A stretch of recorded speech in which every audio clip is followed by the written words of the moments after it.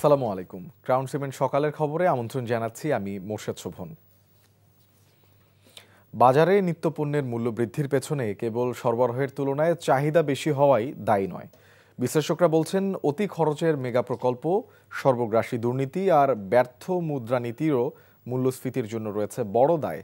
এতে বাজারে অবৈধ টাকার সরবরাহ বাড়ছে, ফলে বাড়ছে পণ্যমূল্য। গরিব হচ্ছে মধ্যবিত্ত। তাই দুর্নীতি রোধ করা না গেলে মূল্যস্ফীতি কমানোর উদ্যোগগুলো কাগজে কলমেই থেকে যাবে বলে মত তাদের। বিস্তারিত সেলিম মালিকের রিপোর্টে। জুলাই গণ আন্দোলনে মেট্রো রেলের মিরপুর স্টেশন ভাঙচুর পরবর্তী দৃশ্য দেখে কষ্টে কাতর হতে দেখা যায় স্বৈরাচার শেখ হাসিনাকে। বিশ্বাস হতে চায় না যে এদেশে মানুষেরা কঠোর হয়ে। কিন্তু জানলে অবাক হবেন, হাসিনার আবেগের এই মেগা প্রকল্প নির্মাণে হয়েছে মেগা দুর্নীতি।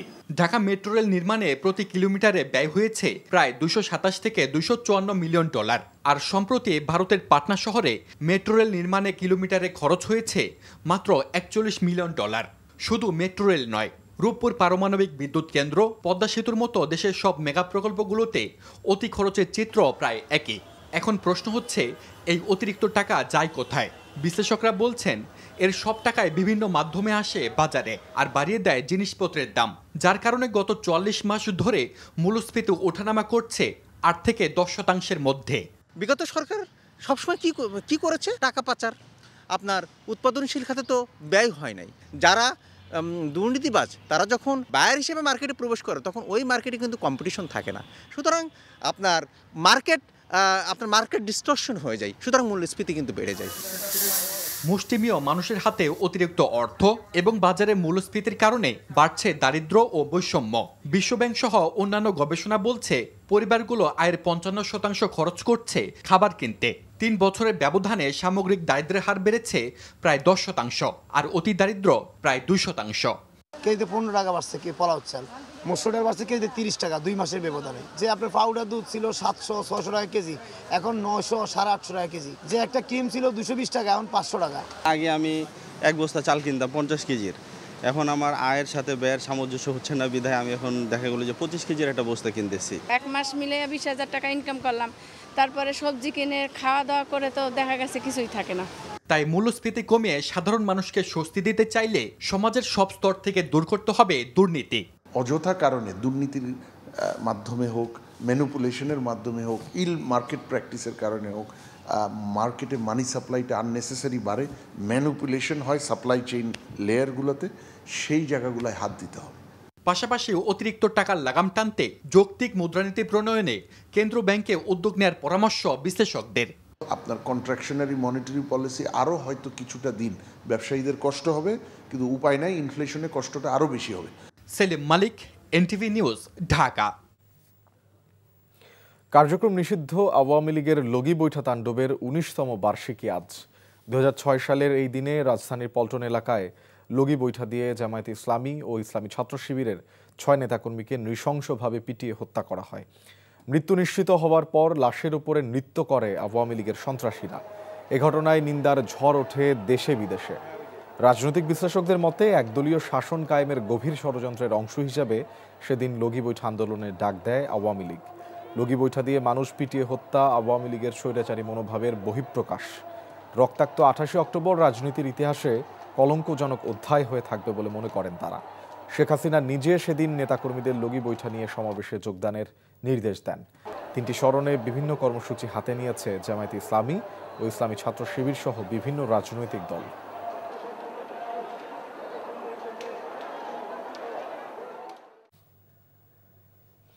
2006 সালের 28 অক্টোবর লগি বৈঠার ভয়াবহ তাণ্ডবের স্মরণে ঢাকায় জাতীয় প্রেস ক্লাবে ইসলামী ছাত্র শিবির রক্তাক্ত 28 অক্টোবর শীর্ষক আলোকচিত্র প্রদর্শনীর আয়োজন করেছে। এই মুহূর্তে সেখানে আছেন সহকর্মী সালাহ উদ্দিন কাদের। আমরা সরাসরি যুক্ত হচ্ছি তার সাথে। সালাউদ্দিন, প্রদর্শনীতে কি দেখানো হচ্ছে আর দিনভর কি কি কর্মসূচি আছে, আপনার কাছে কি তথ্য রয়েছে সর্বশেষ?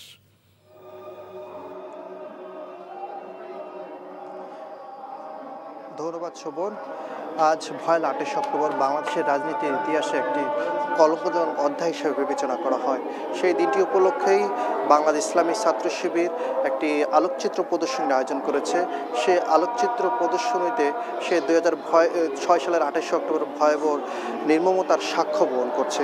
একটি বিষয় জানিয়ে রাখতে চাই যে 2006 সালের 28 অক্টোবরের এই দিনের বিএনপি জামাতের ক্ষমতা পালাবদলের শেষ দিন ছিল এবং বিএনপি এবং জামাত একটি পৃথক সমাবেশের আয়োজন করে।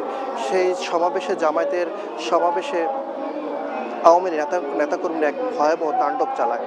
সেই তাণ্ডবের ভিতরে রয়েছিল যে তারা লগি বৈঠা নিয়ে এসে বিএনপি, জামাত এবং শিবিরের নেতাকর্মীর উপর হামলা চালায় এবং হামলাতে বিএনপি, জামাত এবং শিবিরের বেশ কয়েকজন নেতাকর্মী নিহত হয় এবং শুধু আওয়ামী নেতাকর্মী তাদেরকে পিটিয়ে হত্যা করে ক্ষান্ত হয়নি, তারা সে লাশের উপর নৃত্য করতেও দেখা যায়, যা পৃথিবীর ইতিহাসে একটি বিরল ঘটনা হিসেবে বিবেচনা করা হয়। আরেকটি বিষয় জানিয়ে রাখতে চাই যে সেই ঘটনার পর জামায়াতের এবং শিবিরের নেতাকর্মীরা কয়েকটি মামলাও করে। সেই মামলা করার পরেও 2009 সালে সে আওয়ামী লীগ ক্ষমতায় আসে এবং ক্ষমতায় আসার পর সেই মামলাগুলো আওয়ামী লীগ প্রত্যাহার করে নিয়ে যায় এবং নিহতের স্বজনরা দাবি করছেন যে 2025 সালে যেহেতু নতুন একটি সরকার এসছে এবং নতুন সম্ভাবনা দেখা যাচ্ছে এবং সেই 19 বছর পরে হলো নতুন করে সেই মামলাগুলো সচল করা হবে এবং সেই মামলাগুলো প্রকৃত দোষীদের দৃষ্টান্তমূলক শাস্তির আওতায় আনা হবে। শোভন। দর্শক, আমরা জানছিলাম রক্তাক্ত 28 অক্টোবর আলোকচিত্র প্রদর্শনীর খবর।